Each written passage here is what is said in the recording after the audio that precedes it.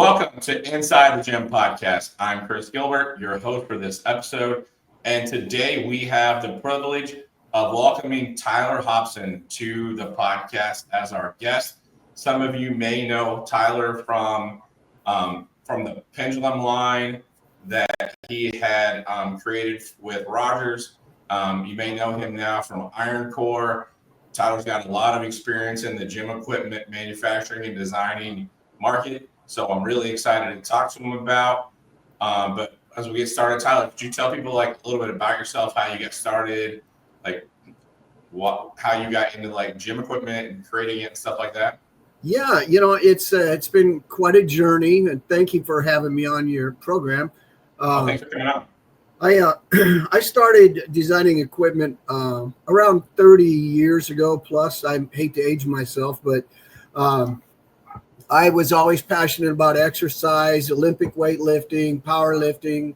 I was a competitive power lifter, and I was really bitten by the high intensity bug back with Mike Menser and his group, and I wanted to become a certified high intensity strength trainer, and so I went through his program, and I really enjoyed it. But there wasn't a gym really close to me. And so I worked out in my own big barn and started designing my own equipment for myself. And it was kind of a unique experience. One of the things that you had to do is shoot a video training a client as part of your test. And I was training him on one of my machines, which was called the Pendulum multi-station. And so that was kind of the impetus of Pendulum.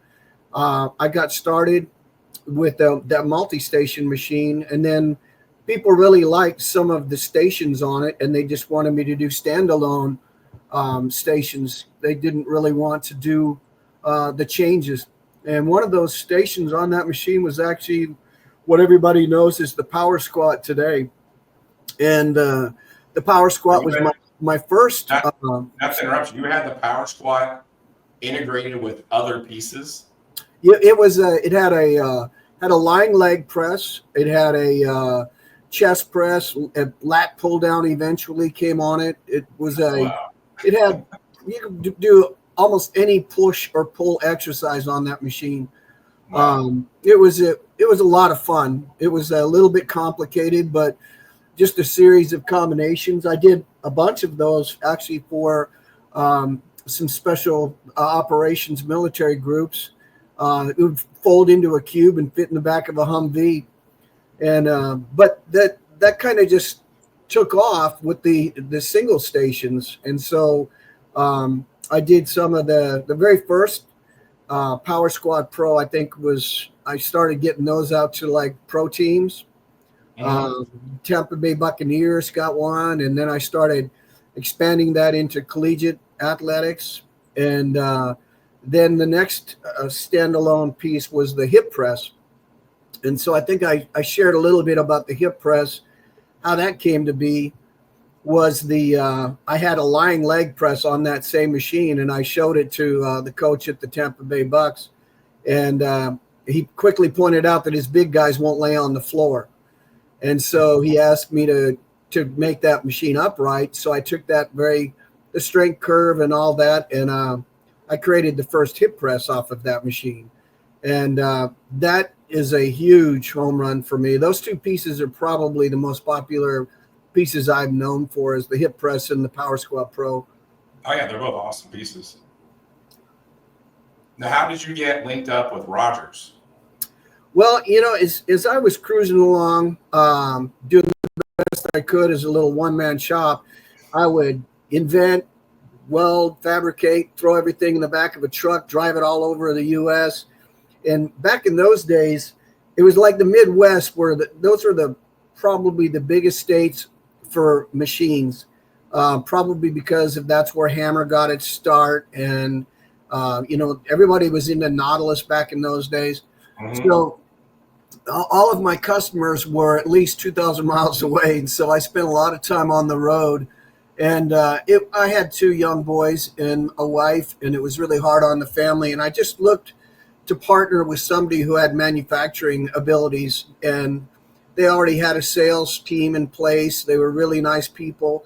And so I just formed up with them and just stayed on as a strength advisor. I ran their strength division and did all their product design. And we did the Pendulum line with them. And I started with them in about 2007 until July of 23 is when I departed. Oh, wow. So all of the Pendulum pieces that Rogers put out were designed by you. All of the Pendulum pieces were original. We called it, we used the term, we Rogerized it. So I had a full line before I came on over to Rogers. Some of the pieces were in transition.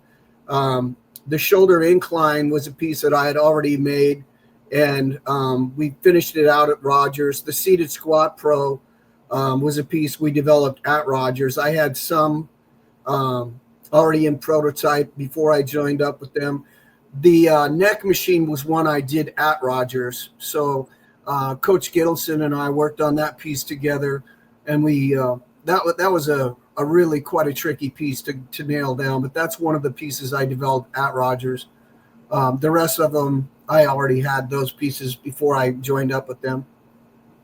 Okay, cool. Yeah, I remember the first time I saw a power squat. I was actually at Titan's gym down just outside of Atlanta. When I first started doing interviews, hadn't been to like nearly the number of gyms I've been to now. I walked up and I'm like, this thing looks so cool. No idea how to use it. So I was like, can you show me how to use this? And like ever since that day, like honestly, the power squat is one of my favorite pieces of equipment, even still. Like after 300 gyms, I still love that piece. It's so cool. It was a great piece because it allowed you to squat as if you were doing a free weight squat, but it lets you unload off of the back quite a bit.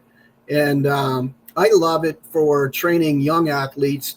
There's some kids that just can't squat. They just couldn't get the movement down right. Part of it is they're fearful. They just don't have the athleticism to do it correctly. But on that, in like just 5 minutes, I could have a kid squatting perfect on that piece. And so it's been a great piece. I remember Mike Allstott, when he was at the Buccaneers, was just such a powerful squatter and loved squatting. But towards the end of his career, I think his back was bothering him. And that was one of the pieces that he really loved to train on. And it helped him a lot. So it's been a big home run for me. Oh, it's an awesome piece. And that hip press is super cool too. I hadn't seen as many of the press pieces until like just recently. Like I was at Prussian Coliseum and they had a couple of the push pieces. Like they had one that was, I think you could transition it from an incline to a shoulder press. Yeah, that's the shoulder incline, and that was a funny piece because I wanted to make the perfect shoulder press, and I didn't know what that was going to look like. So I made the seat adjustable, and then I made all these different planes of movement. And when I got finished with it, I was like, man, you could go from a chest press to an overhead press all on one machine. So I just left it like that. And I didn't make a solid shoulder press. And what was great was if you had athletes that got on there and maybe they had a little bit of impingement in their shoulder, you could adjust the machine to work around that. And it was the pro players loved it because they could just move the seat back one click and open that shoulder joint up, and bam, they could press again. So that was a pretty big hit for me. Yeah, no, it was a super cool piece. I haven't used one of the Pendulum pieces, anything in the Pendulum line that I haven't really enjoyed using. And they all have such a really good strength curve, and you don't have to load them, but you can load them. Does that make sense? Like, right. Yep. Like I can get a really good like feel from one of those Pendulum pieces without much weight, but I can do some really good weight without like impinging my shoulders or without feeling it in my lower back. So I haven't used a single piece that I didn't really like. Yeah, I think, a lot of companies will come out with a line of equipment. They'll start out and they're going to go into business, and they'll have 12 different machines, and some of them will be okay, and some of them will be terrible, and one of them might be really awesome, and I think that's partly due to there isn't really a focus on the one machine, and so with Pendulum, every single machine has a story behind it. So it took me, 10 years to get all of the pieces all lined out. And each one of them was to solve a specific problem in the weight room. A coach would ask me this, or a therapist would say, what about this? And I'd work on it. And then, bam, you'd have a piece. And so that's kind of how the hip press, that's a very unique leg press. It simulates the leg drive of a deadlift versus a leg press, like a seated squat is the leg drive of the squat. And those are two very different things. And I guess all power lifters would probably understand that a little bit more. And so the hip press, you feel nothing in your low back. It's just such a comfortable piece, but it really targets your hips and your glutes, although you're getting lots of quad in there. But that was selfishly designed for me when I was powerlifting, because my back was always my weak link. And so I could do deadlifts for only so long, and then my back would start bothering me, and then I'd jump on the hip press. And so it was kind of a way for me to work around that. And I think every single piece that I did, the three-way row was designed, believe it or not, for the CIA. They had a trainer in there who was really knowledgeable, and he wanted to. He had some of the old Nautilus pieces, but he thought the strength curve was wrong, and so he asked me if I'd work on that piece, and so I changed it completely. And then all of a sudden, we had the three-way row, and it was just another big home run. But it probably took me a year to get it right. So each piece kind of the gripper. I got tired of dropping the bar when I was deadlifting, so I made a gripper to get my grip strength up. And it was just, I had all these little toys, and I just shared them with friends. It was nice. The way I got started. Well, they're such good pieces. Well, with all of that success, and obviously we don't want to say anything negative. We don't want to talk negative about Rogers or anything else, but what made you decide that, it's time to do my own thing? Part of it is I'm kind of like an artist. I'm always inventing. I wake up in the middle of the night and I come to my studio and I start cutting and welding. And there's a corporate mentality, so to speak, that, they're in it to make money, and I get it. And so once you come out with something and you're locked down, and I'm always the inventor. I'm going to look at it and go, that's really great, but it would be better if you did this. Well, when you have everything already jigged up and you've already made 100 units, you can't just go in and just change something, because you create snowflakes all over the world, so right.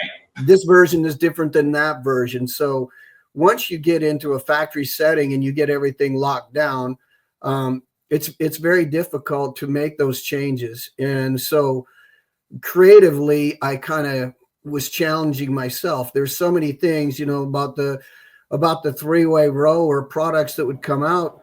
After I had a lot of coach input, they're like, hey, you ever thought about doing this? This would make it easier for me to train my athletes.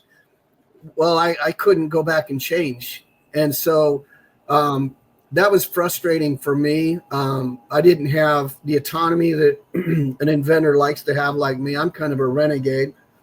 And so I just want to do what I want to do. I don't like to have a boss. And so I just kind of decided, what if I could come out with a line of equipment that there was no limitations on it whatsoever. I could make it however I want. And what would I do? And I looked at some of the flex leverage stuff that was always a huge home run. That stuff is amazing. Mm-hmm. And I looked at that and I thought, well, I could make that a little different and a little bit better. And I just went crazy on it. It's ridiculously overbuilt the way I built it. And, it's got 12.5-inch pillow block bearings on it. It's just crazy. But there's there's a handful of people that really want that stuff. Mm-hmm. And I don't know if it's enough to build a company around, but the orders are just piling up. So it's globally, there's enough people that want overbuilt, perfect equipment. So it's kind of fun catering to those guys because they eat it up. Yeah, I mean, there's a handful of gyms out there that really cater to those overbuilt people. You know, if you've got overbuilt people, you need overbuilt equipment. I hate to call them overbuilt, but like you've seen them. There's some big dudes out there. Yeah, the first time I saw the Flex upright chest press, I was visiting Brian Shaw, and he actually snapped the shaft down on the bottom where the pillow blocks go. And he was like, well, can you fix that for me? And I'm like, sure, I've never seen anything like that, but just literally snapped I don't know how much weight he was training on with that, but that was one of my goals, working with people like him, giving them tools that are, I won't say they're unbreakable, but it's highly unlikely that stuff is going to go wrong. And so I'm just kind of right now just coming out at each piece as customers approach me. That, like, there were so many things I wanted to do to the original hip press. That machine has been relatively unchanged in 20 years. It's still the same. It's a great piece, but there's still some things I wanted to do with it. And for training wise, I wanted to give a little bit more adjustability on controlling the range of motion. The cam followers on my seat, there's let's see, 8 of them. Each one of them holds 8,000 pounds. Wow. So it's just a big, huge tank, but it feels like it's just super smooth. And that's a piece that I'm coming back out with that. I just started production actually this 1st of January, and we'll see that piece again. I'll post it up on the Instagram here as soon as I get the first one painted, but that's going to be back out there for everybody to play on again. So how many pieces, like, you just started Iron Core last year, 2 years ago? Yeah, it's actually, Iron Core has been around since 2012, and it was just kind of a place where I did my hobby stuff. I really like building stuff for adaptive training for people with disabilities, and so that was kind of my little place where I could go and do that without interfering with Rogers. I've had a couple projects that are really fun that came through there, and but in 23 is when I decided to focus on it and do handmade custom pieces. And so I've got, I came out with a swing squat, the Bicep Pro and a tricep machine. I've got the incline chest press and then the upright flat chest press. Those both were big home runs for me. And now I'm doing a hip press. And next month I'll be releasing the new row that is going to come out next month. And that's going to be an insane piece. It's very special. Now, what did you do differently about the swing squat? Because I've used the original swing squat, both the American-made version and the Chinese-made version. Big difference. And I've used a couple of knockoff swing squats, and you can really tell a big difference. Right. And some of them I've gotten off of immediately because I'm like, I just don't feel safe on this piece of equipment. I wasn't even going heavy. So the first, when you say swing squat, there's about 50 different variations of it, right? So there was a company that had one out of Las Vegas. I think it was called Competition was the name of their company. I don't think they're in business anymore. And they had a big version of it, and it was all one solid welded piece. It's like 8 feet long, 4x4. And that was the design I was looking at. And I took that kind of design. I liked the leverage, but it was so solid that's what I really liked about it. It's the changes I wanted to make to it, where it started out in the bottom, which was a little bit uncomfortable, but it's kind of a safety feature. As long as you can start, you can always finish there. Mm-hmm. But I wanted it to be a little bit different. So I added a back to it, And so it released kind of like the old Icarian hack squat. So you had different positions. Like if you started to fail, you could lock it out over your shoulders. And it's all made out of 2x3 7-gauge steel. It's heavy duty. So when you move your feet or shuffle your feet around, there's not this rocking back and forth of the machine, which is pretty common on some of these swing squats. Yeah. Mine uses 1.5-inch stainless steel shafting, which is 1.5-inch industrial pillow block bearings, which is quite a bit bigger than what you see on just about anything else out in the industry. But it makes a big difference when you have that kind of weight on there. Some of those guys are doing tremendous amounts of weight. So yeah, and on the original, like when I used the original American made one, I could adjust my feet and I felt okay. But pretty much any other piece, if you were adjusting or moving, like it started rocking and I just felt uncomfortable. So I'm sure that that'll be pretty popular with all those guys who love to go heavy, because the swing squat's been a popular piece. Yeah, it's very popular, and I think Randy Coyle was the first one I saw was years and years ago. I think it was a prototype at University of Michigan, and I didn't know what to think of it, but it moved around a lot. But that was part of his thing, is like you're supposed to be a little bit unstable. So I kind of, that's not really how I think when it comes to machines. I think machines should be very stable because you can move a lot more weight in a rock solid foundational position. But a lot of people will work that back into a machine where it's a little bit more like a free weight type movement. And I know that he had several that he made them here in the US, and then I think he had some made overseas. And I had heard there was a big difference between what he handmade and what actually was going to market. Oh yeah, I was up at Gym Hub, Nate Tello's spot where Jose Raymond trains out of in Boston, and he was telling me when he got one, they talked him into buying the Chinese one and told him there was no different. It was just cheaper and he could get it faster. He said he had it for less than a week and his guys bent it. So yeah, there's I went to FIBO a couple years ago in Germany and walked all the booths, and to see anything new and innovative and rock solid, you really had to search. It was a lot of everything's just copied, and they're cutting so many corners to increase the profit margins and sell at a low price. That I think it's to the detriment of the equipment in such a big way. And so it's kind of fun for me to do exactly the opposite. I'll just go crazy on stuff, and it doesn't matter. It's refreshing.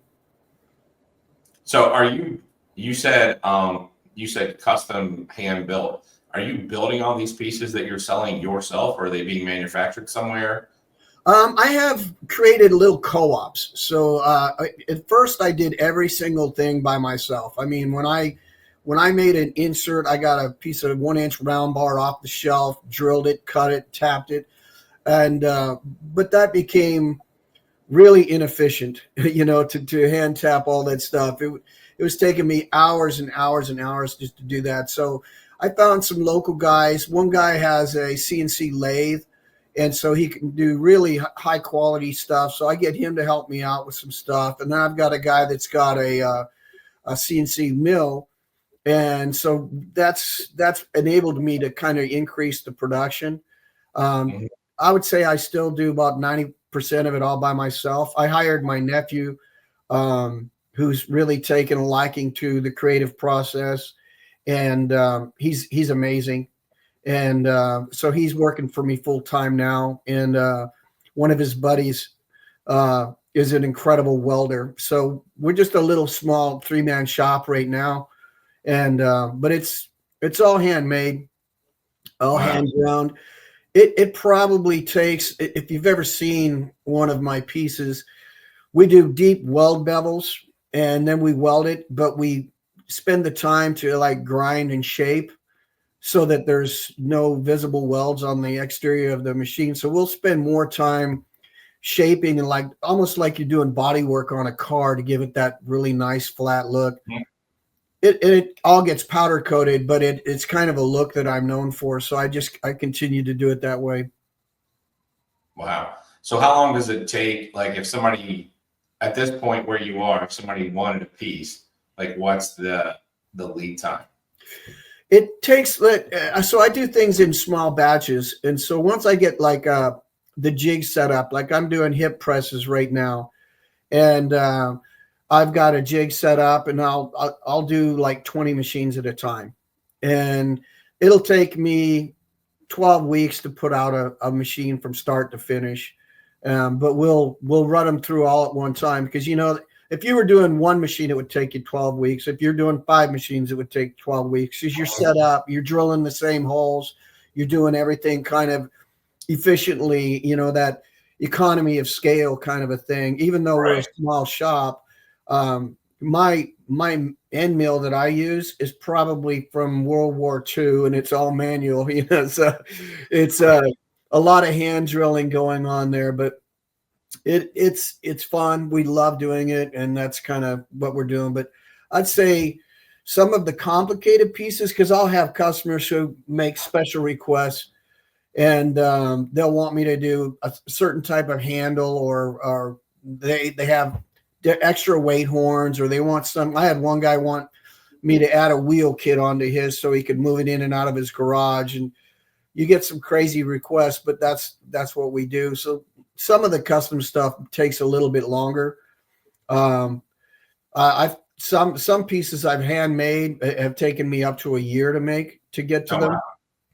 So I did a standing bicep machine that was like two bicep machines combined into one, because it was unilateral.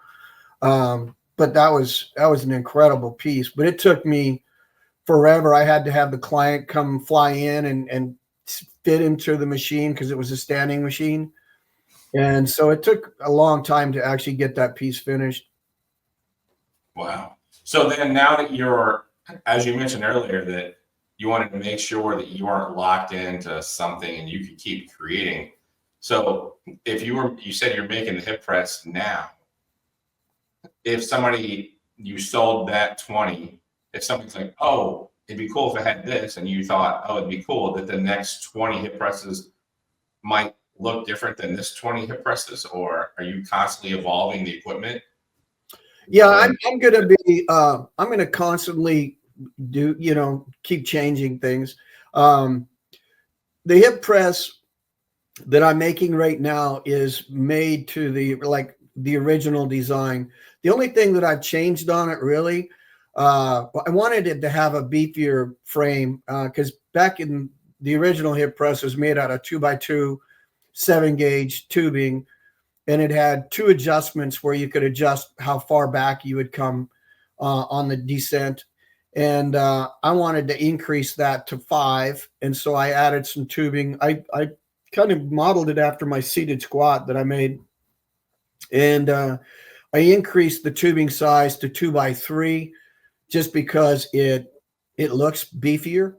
Mm-hmm. And it's 7-gauge tubing, and it just kind of, when you got a big machine where people are doing like 900 pounds on it, I wanted it to look robust and not wiggle around when they used it. So that's kind of all really that I did. Other than that, it's the angles are exactly the same. And when I get this one painted, I'll put them side by side in original, and they look exactly the same, except this new one is beefier. Mm-hmm. It's like the big brother. Yeah, but it looks, the shape of it is exactly the same.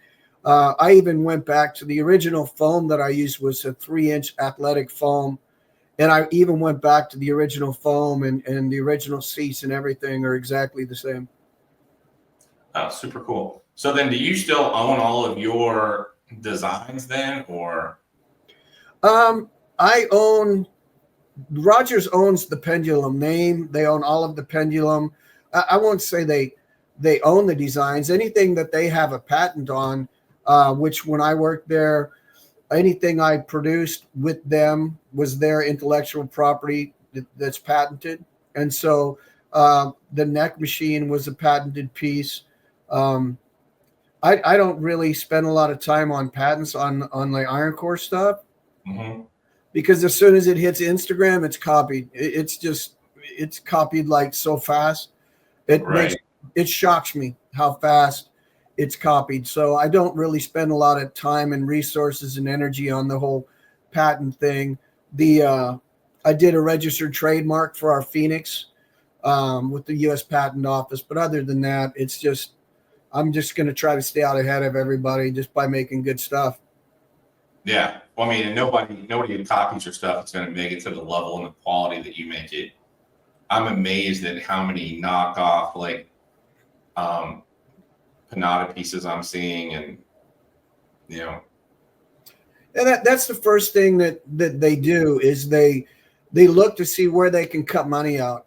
And it's usually the shafting size, it's the bearings. Let's put cheaper bearings on it. The metal, no one's using 7-gauge steel. They go to 11 or 13 or even thinner. The metal's so thin they can't grind down the welds, or they'll put a hole in the frame. It's just, but it's different when you have guys who are trying to build a gym or for a school, and they have very limited resources. They can't spend $7,000 on a chest press. Right. So I get it that there's a space for everyone. But if I go backwards, I end up competing with those guys. So I have to do the same thing. There's some interesting pieces out there. I think Arsenal's got some great stuff. Atlantis, I've always had a lot of respect for their. They got some great stuff, and there's some new companies coming out. I think Sornex is coming out with a new line of equipment. I don't know if Rogers is going to continue to grow the Pendulum line or not, but they have some incredible engineers and are very capable people over there. Prime, I love some of the Prime stuff. It's great. It's some of the most like unique pieces because of the 3-horn design. Like my challenge with it is if I'm going into a gym once and there's a Prime piece I haven't used that's plate loaded, it takes a long time to dial it in. But if my home gym had that piece, I'd love it. Yeah. So. I found with the old Strive type pieces, when I would watch them, everybody would always kind of migrate to one load position. No one ever really did all 3 loads in what I observed. It was kind of like they preferred it this way and they would just load it that way and go. But I thought it was pretty cool. Before I knew about Strive, my Power Squat Pro had 2 loading positions on it for that very reason. One, when you bottom loaded it, it got heavier as you went up, so it was more quad dominant. And if you top loaded it, it got heavier as you went down, which is more glute and hamstring, hips. And then when you evenly loaded it, it was like just a free weight squat. So I was doing that before I even knew about Strive. And when I saw their pieces, I thought, man, that's kind of cool how you can adjust the strength curves, and you could have it a little bit heavier at the top or have more let off at the top. So I thought it was brilliant what they were doing. Yeah, I've never used all 3 horns at the same time. I'm usually like a top and a bottom. Let's put a certain amount of weight on the bottom of the rep and a certain amount of weight on the top of the rep and go with that. I didn't realize that about the Power Squat. As many times as I've used it, I've always only loaded the top weight. I've never put it on the bottom weight. Yeah, that's kind of again, it was originally designed for powerlifting. And so when you were training people or you were studying them, you'd find out where their weakness were. You'd go, okay, this guy is struggling in the hole. He's weak in the bottom. And so we'd top load it so it would get heavier in the bottom and he could work on that deficit. And it was the opposite. You could only do so much with chains and rubber bands, So with that being said, that's why we did that piece. And then Dave Kennedy, when he was at the Buccaneers, asked me to make one more change to it. He wanted a really heavy eccentric load. And so I added on the Power Squat XT, I added a third loading position behind the lifter's shoulder, which took away all the leverage advantage you have from the yoke.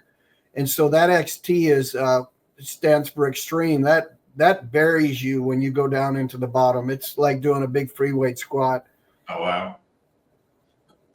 So now with Iron Core, are you pretty happy with where you are and where you're headed? Do you have like these big dreams of what you want it to be, or are you pretty chill and you're like, this is exactly what I want? Just going to go exactly in the path that we're on. I want to have world domination. So, I don't know. I think there is a huge space for me in that it's shocking and refreshing at the same time how many people really want the high-end equipment. They want that. They want it to be fussed over. You see these. I have a friend, Garage Gym Junkie. Those guys. There's a whole group of guys out there who just want the best of the best equipment, and these are home gyms like you cannot believe. And so it's interesting, but there's a bunch of those people scattered all over the world. And so with Instagram, like I think that's where most of my sales are coming from is Instagram, just people following from there. We just now got our website up and looking halfway decent. And we had so many sales coming in. It was incredible. But I plan on having 20 different pieces, and then I'll recirculate them and create a catalog. What I'm doing is, like, I want to design more than I want to do production. So I'll do small runs, small batches. And once I'm done with that batch, I'm already on to the next piece. And so that's kind of what's keeping me alive. And that's what's paying for the next design is I'll take all my money, sink it back into the next piece that's coming out. The hip press was just something that I would buy up all the used Pendulum hip presses. The OG hip presses were going for a ridiculous amount of money. And so they got so rare. I would come home with one in the back of my truck and they would sell for $7,500. Wow. And I was like, I think that's such a demand for that piece to come back. And so that's why I decided to bring it back, but keep it as the original, not like the one that's being produced by Rogers. So it's quite a bit different than what they are making.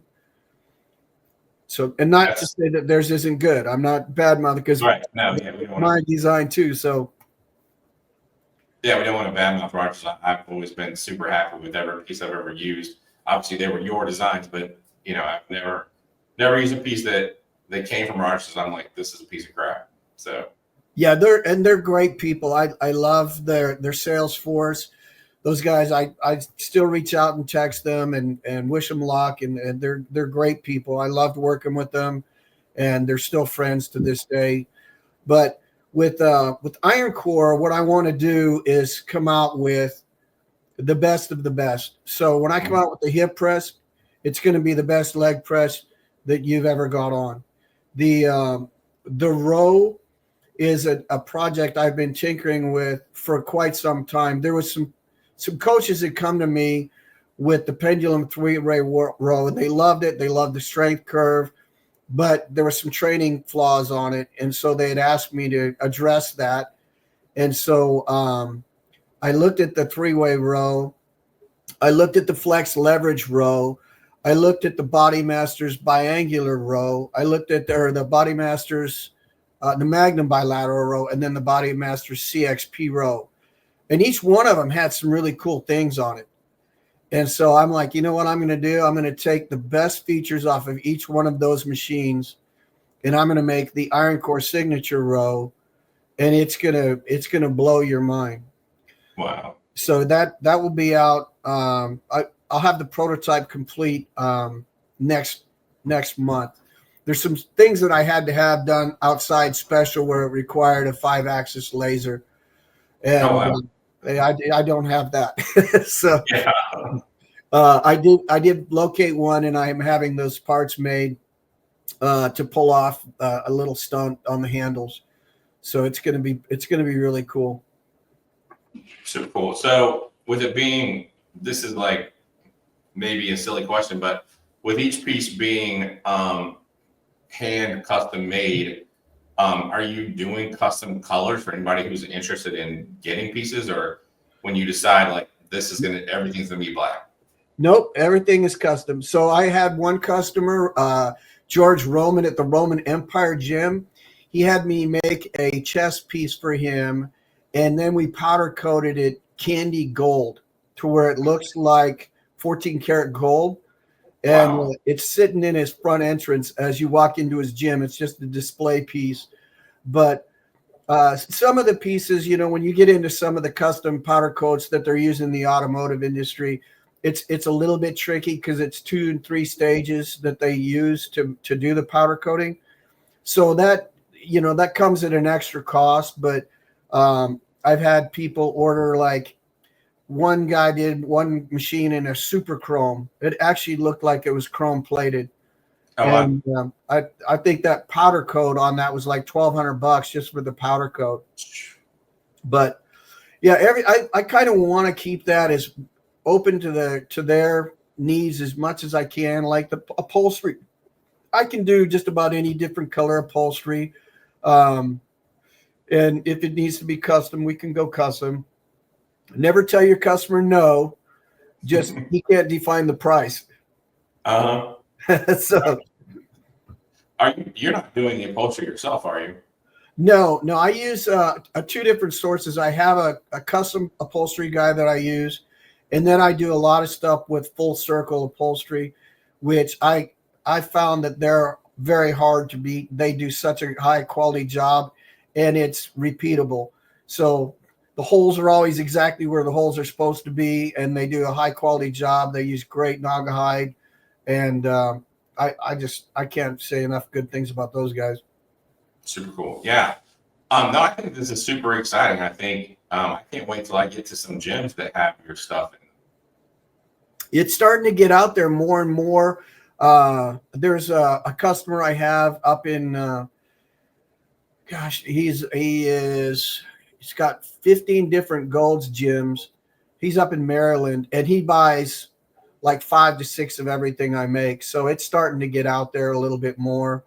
And we're just going to keep doing the products, and then I'll circle back around and start maybe keeping some frames on the shelf. If somebody wants to just jump in the middle of the year and I'm not making upright chest presses, I'll still have some pieces back there where I can put one together really fast. But I've got dealers that I'm setting up throughout the world, and so that's gonna put a little bit of a change on things as we get out there. I've got a Australian distributor that I've set up. I'm looking at expanding into the Middle East, and I actually have a dealer now in Korea. Oh, wow. He's fantastic to work with, and there's a small contingency of people over there that are wanting the Rolexes as well. So it's working out well. That's awesome. So the gyms in Maryland, I haven't met him, but I've been to most of his gyms. Have you actually been to his gym by chance? I haven't. Bruce Ebel is the gentleman that is the owner, and I have not been up to any of his gyms or seen any of them. But I know he always buys crazy colors, so we'll have one that's white and black, and one that's red and black. They're always different.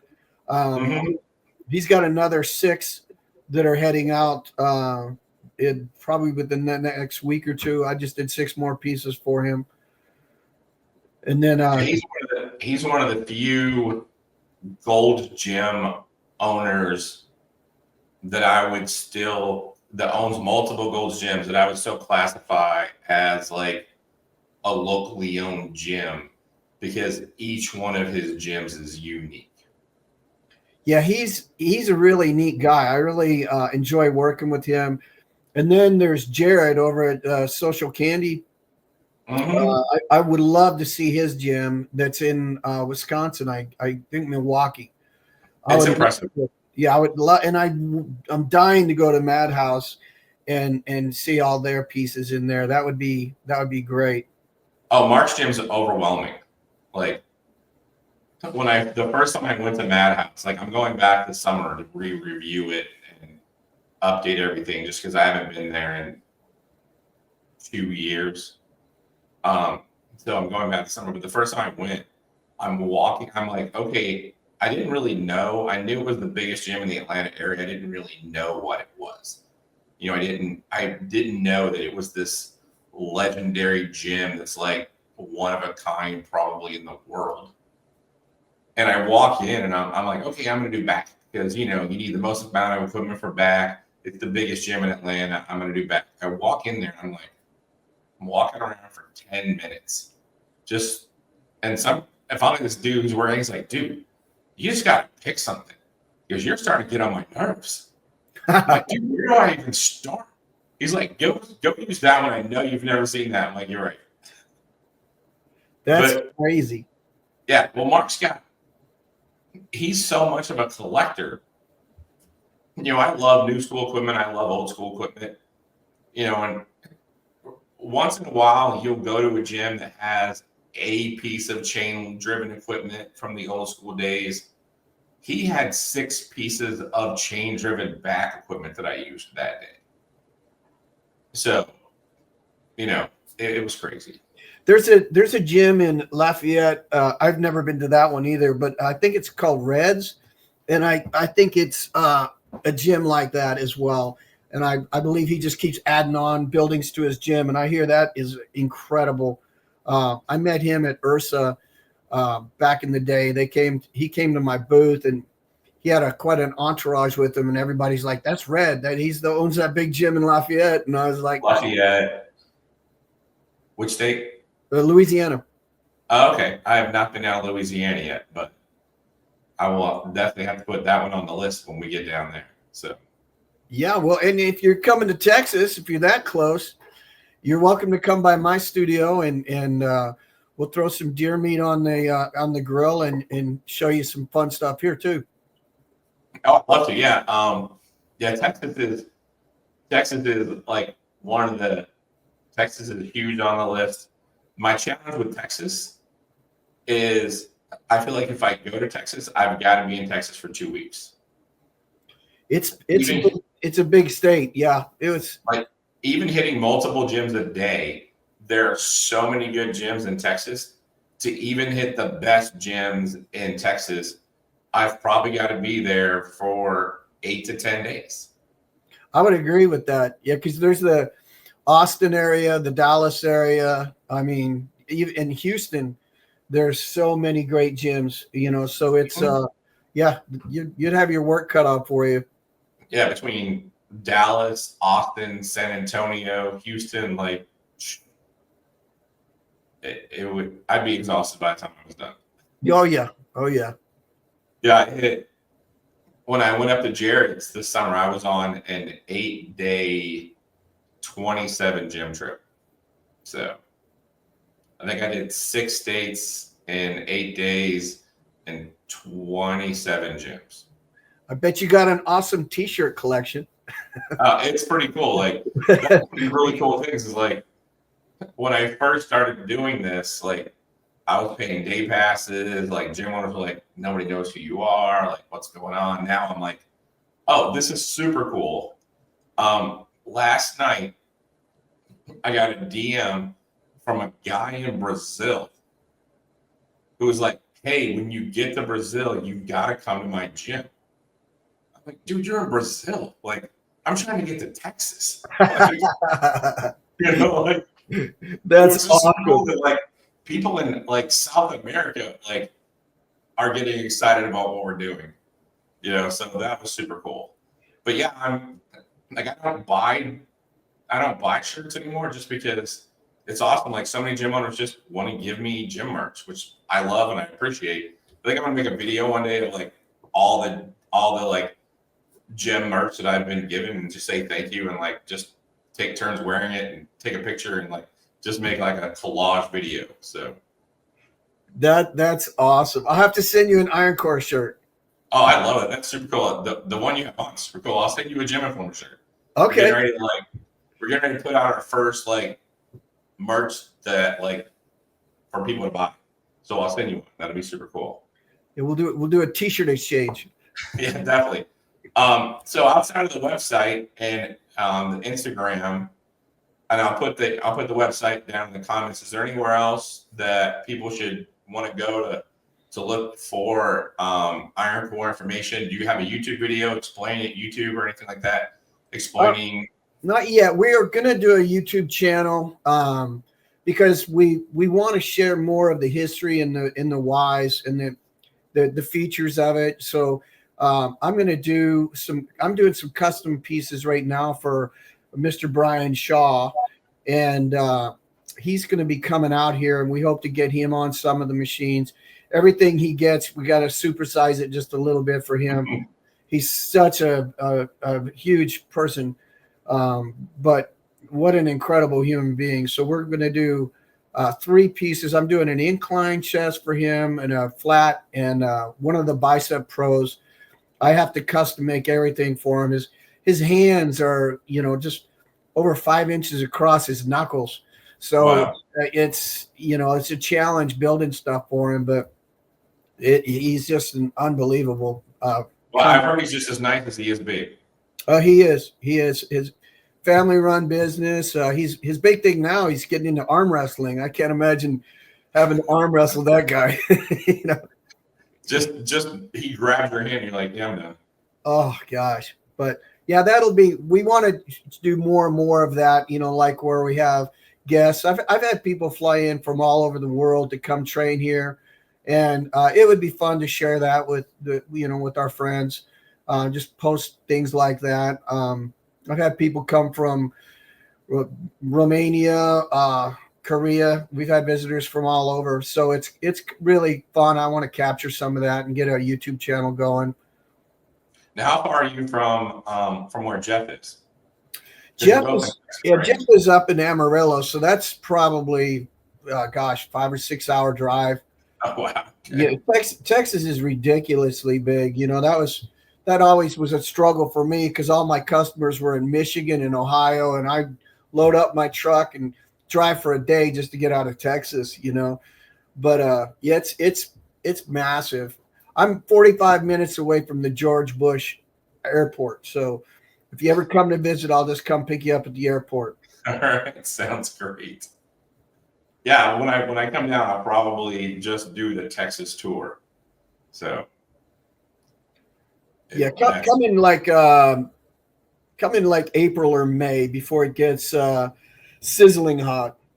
Yeah, well, that's my other challenge. Is I'm a school teacher, so I teach graphic design to high school kids. So I try to hit as many gyms as I can over the summer, and then once the school year starts, I try to hit gyms whenever I can. Like I hit 65 gyms last summer. Where's your home? What's that? Where's your home? I'm in Maryland, just outside of Washington, D.C. So those Gold's gyms you were talking about, I've been to each one of them multiple times. I haven't been to his gym yet. He's in Annapolis.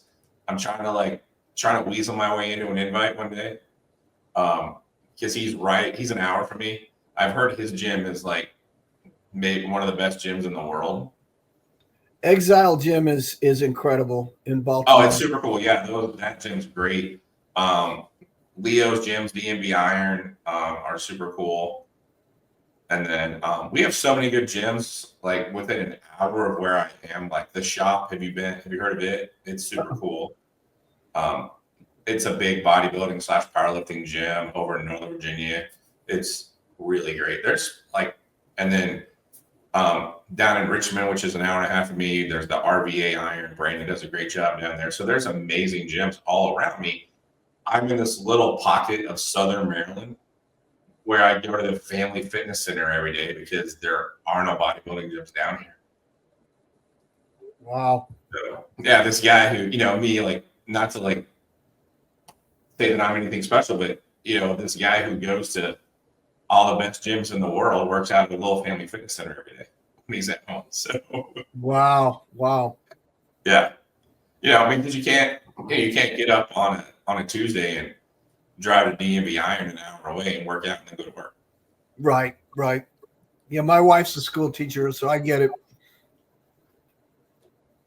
So in the summers, I try to hit as many gyms as possible, and then spring break, I try to hit a bunch of gyms. And so this summer should be super cool. I'm trying to get to Tampa this summer and Orlando, and then if I can talk my wife into it at some point this year, we're getting to Texas.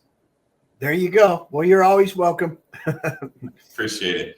Is there anything else you wanted to tell people about Iron Core? I appreciate you coming on and taking the time to educate us about what you're doing. And The fun thing that I'm experiencing right now is that there is this wonderful tribal type community out there. And when my wife and I started Pendulum, it was based on relationships and family and friends. And to this day, some of my original customers I could still have over for coffee. It's just, it was more than a transactional occurrence where you're just selling them something and then you never saw them again. And with Iron Core, that was one of our main goals, is to get back to the roots and get back to people first. And I remember when I decided to leave and go back out on my own, that was one of the things. My wife was concerned, what's going to happen to our friends? What's going to happen to our people that were with you at Pendulum? And but then she was super excited to let's take it back to having a heartfelt company where people are first. And that's really our mission to, we're iron to the core. We believe in the people, and we love our family. And I've gotten so much support. It's incredible. The good wishes and the just financial support, people purchasing things and believing in me and encouraging me. It's been absolutely incredible. So I'm enjoying this ride for sure. Oh, that's super awesome. Yeah, I totally get what you're saying. I've met so many amazing gym owners since I've been doing this that are just so supportive, so giving. One of the guys, for instance, like Tony, who owns American Muscle Gym in the St. Louis area, I was at one of his gyms and made it to his second gym before he got to the first gym when he heard I was in town. He drove down to the second gym. We had this huge conversation. He's like, dude, next time you're in St. Louis, call me. You don't need a hotel. You can just stay at my house. My wife's an awesome cook. I got you. Like, just the hospitality that I've received from some of these gym owners, it's super amazing. If I can just convince so many of them to treat each other that way. Yeah. Because it's kind of like my new mission is like, let's convince locally owned gym owners to work together, because they're never going to be able to compete against the corporate big box gyms by themselves. So if we can work together, because once somebody leaves LA Fitness and goes to a locally owned gym, they may not stay at that locally owned gym, but they're not going back to a corporate gym. Oh, I agree. It's it is such a family vibe, and I know that there is a lot of competition out there, but for me, there's enough for everybody. There's 100%. I'm not even playing in the Rogers world. I'm not even in their wheelhouse anymore. I'm just kind of doing my one-off art. Really is what this is metal art, and I'm loving it. And I think it's going to be pretty fun. Oh yeah, that's super exciting. I'm going to have to reach out to some of the gyms around here and figure out when I can get on some Iron Core pieces, because I'm excited to go see what you've done. You'll love it. And stay tuned for that row. That's going to be insane. Oh yeah, definitely reach out and let me know like when it releases and where it's going to be, because I will definitely run out and hit that. That's super cool. I had speaking of the community, when I was studying all these rows, and I just put out messages on Instagram, and what do you think is the best one? And people were reaching back out and letting me use their pieces to try and study, and just shipping them to me and going, hey, check this out. This is my favorite row. And and it was just incredible. They want to see the art move forward, and there's just nothing like any of these old machines anymore. No one's building anything like that. Mm-hmm. So where you're at right now, are you, not to keep going? We could probably talk for another hour, but at this point, are you generally sold out before you even start making the pieces? Because I was talking to Tom Kenny, and he's re-releasing the TK Star stuff, but he's only releasing a certain number of pieces, and he said that everything's sold before he can even make it. Yeah, I create reserve lists. One that it drives the product, because like I said, I like to do like 10 machines at a time, and I think Tom, I don't know, last I heard, he's doing ones and twos, one-offs and stuff. He's talking about an artist. He really puts a lot into his work. Yeah. But I'm going to do like the hip press. I'm doing 20 of them. And so I've got half of them sold, but I haven't really pushed it. I'm not really wanting to have a mad rush, because there's a fine line between taking on all the orders and then disappointing people, because you're still just one guy. So Right. it takes 2 weeks just to get it powder coated. And so, I don't want to set up where people are constantly calling me like, man, it's been, 2 months. Where's my stuff? You got to manage that expectation. So that's why I try to keep a small reserve list and not let it swell to 100 or anything like that. Well, that's even such a tiny amount of turnaround time anymore compared to like what a lot of the manufacturers are giving people. I've heard programs over a year now. I've heard 112 weeks and stuff like that, 120 weeks. I'm like, yeah. What? So I don't even know why they would take the order if you can't make it for 2 years. Right. Yeah. And who's going to give you money down? Yeah, that's a tough spot. And a lot of gym owners, they'll get, small business loans to do that, or and they can't get their last release until they get the machines in hand. So it's a difficult situation, but managing expectations and trying to, under promise and over deliver is kind of the theme here, what we're trying to do. But yeah, I'm not wanting to get too deep into that stuff. Yeah. Just keep putting out quality stuff and keep being an artist. That sounds amazing. We're having some fun for sure. All right. Well, like I said, I appreciate you coming on, and please let me know when you got some new stuff coming out. We'd love to have you back on and talk about some of the newer pieces you got coming out. And please let me know when the row comes out. I'd love to get out there and use it sometime. You got it, Chris. Thank you so much for having me today. All right. Thank you. If you enjoyed this podcast, please hit the like button and subscribe to our channel for more great content.